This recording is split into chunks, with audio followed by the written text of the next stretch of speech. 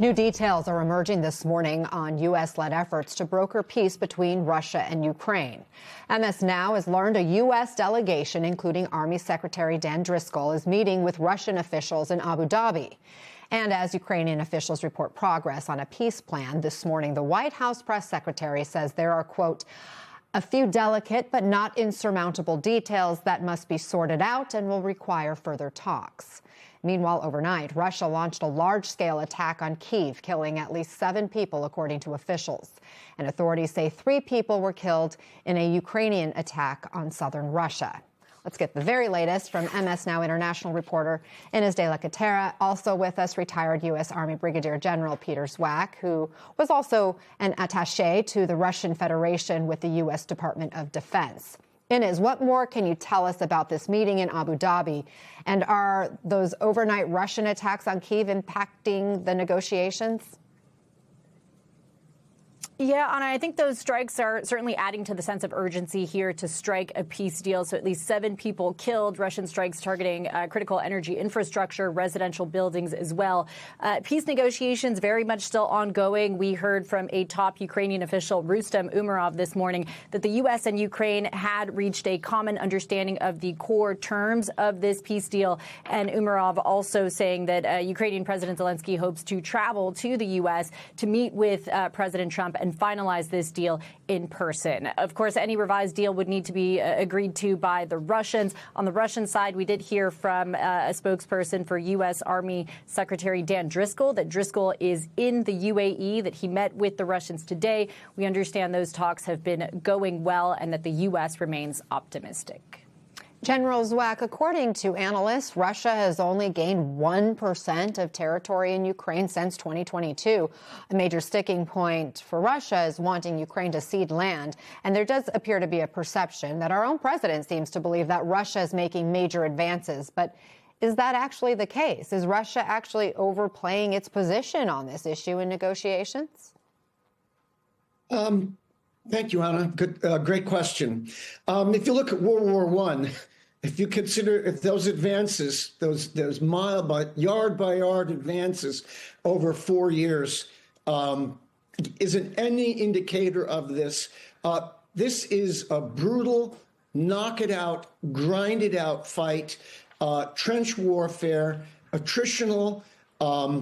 Drones have seized the air in many ways, the terrain. No, this is a battle of endurance and will.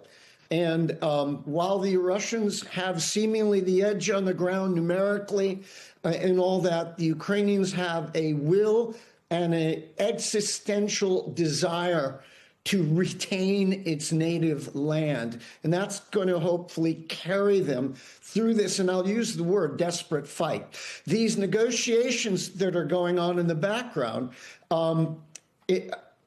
involve the key nations in different ways, but I am troubled that early on, they didn't start with Ukraine also in the negotiations.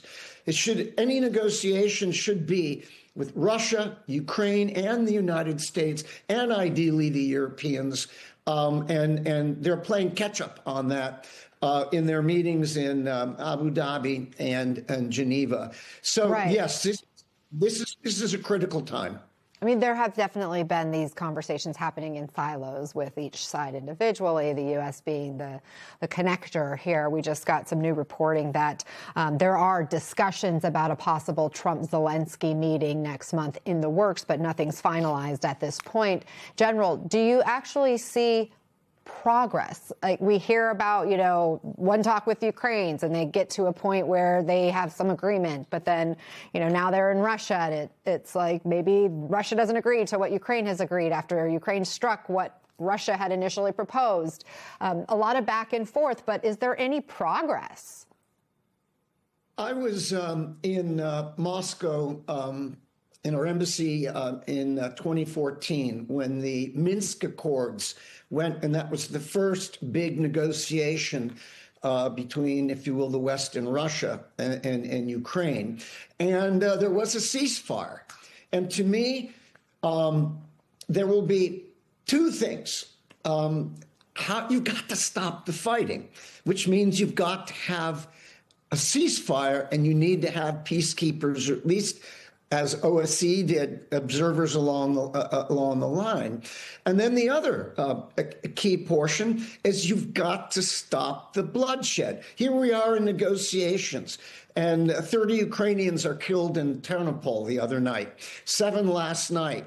And several Russians were killed. And this just goes on. I believe the Russians do these brutal acts to make a point and to assert itself and to dominate, because I do believe they're trying to make Ukraine submit, which is kind of a medieval word, get on your knees. And this is why the 28-point proposal came down, which we have hopefully watered down. They still have a long way to go. But as Winston Churchill said, better to jaw, better than war. So let's see what happens.